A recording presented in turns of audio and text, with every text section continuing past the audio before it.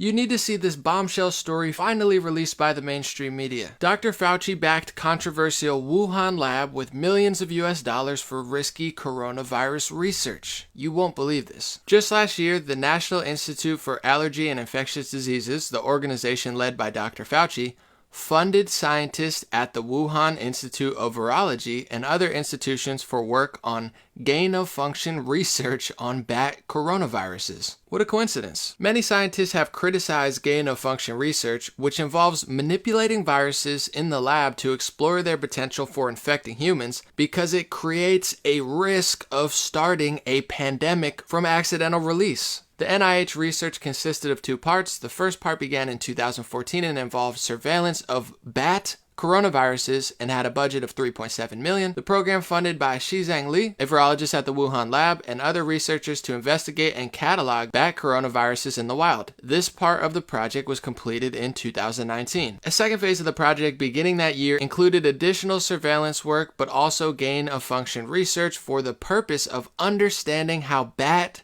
coronaviruses could mutate to attack humans. The article goes on to talk about what the project proposal stated. In layman's terms, spillover potential refers to the ability of a virus to jump from animals to humans, which requires that the virus be able to receptors in the cells of humans. SARS-CoV-2, for instance, is adept at binding to the ACE2 receptor in human lungs and other organs. According to Richard Ebright, an infectious disease expert at Rutgers University, the project description refers to experiments that would enhance the ability of bat coronavirus to infect human cells and laboratory animals using techniques of genetic engineering. In the wake of the pandemic, that is a noteworthy detail. Yes, it is. Ebright, along with many other scientists, has been a vocal opponent of gain-of-function research because of the risk it presents of creating a pandemic through accidental release from a lab. It's worth noting that Richard Ebright, you can see on his Twitter or in the press, that he actually thinks it's a possibility that this was leaked from a lab, yet Facebook and US Today try to fact check my articles and say, we quote Richard Ebright, but we don't think that this was man-manipulated from a lab. Well, that's great, and their fact-checking was so sloppy that after I exposed them, they had to change it from false to partly false because they don't know what they're talking about. But it's interesting to note that's the same scientist that they try to use against me in this article. Fauci defends this type of research that Richard Ebright and others didn't want to happen. And this article went on to say the work in question was a type of gain-in-function research that involved taking wild viruses and passing them through live animals until they mutate into a form that could pose a pandemic threat. Let's read that again. The work in question was a type of gain-of-function research that involved taking wild viruses and passing them through live animals until they mutate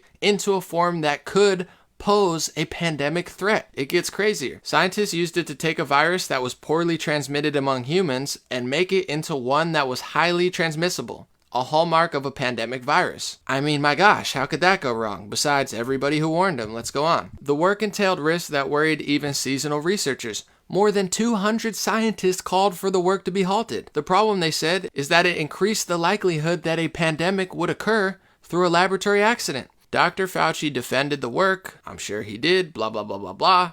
Nevertheless, in 2014, under pressure from the Obama administration, the National Institute of Health instituted a moratorium of that work, suspending 21 studies. 3 years later, though, in December 2017, the NIH ended the moratorium, and the second phase of the NIAID project, which included the gain-of-function research, began. The NIH established a framework for determining how the research would go forward. Scientists have to get approval from a panel of experts who would decide whether the risks were justified. The reviews were indeed conducted, but in secret, for which the NIH has drawn criticism. In early 2019, after a reporter for Science magazine discovered that the NIH had approved 2 influenza research projects that used gain-of-function methods, scientists who opposed this kind of research excoriated the NIH in an editorial in the Washington Post. "We have serious doubts about whether these experiments should be conducted at all," wrote Tom Inglesby of Johns Hopkins University and Mark Lipsitch of Harvard. "With deliberations kept behind closed doors, none of us will have the opportunity to understand how the government arrived at these decisions or to judge the rigor and integrity of that process."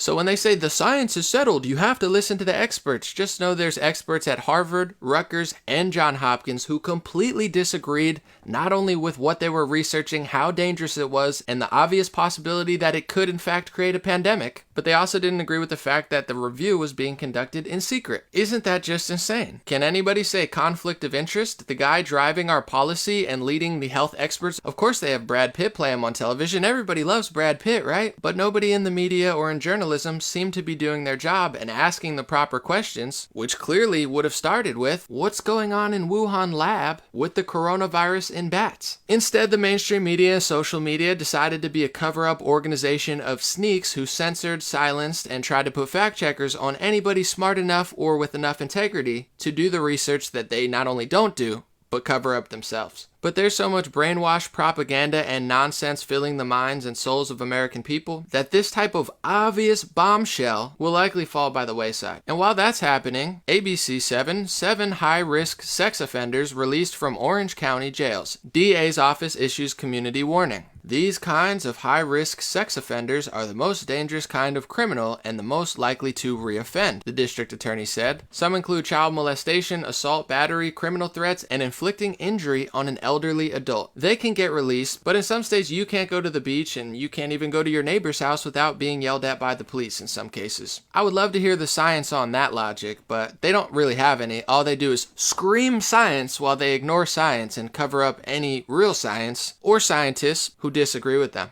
Make sure you share this video and spread the word. Have a beautiful day, and I hope you learned something from this video.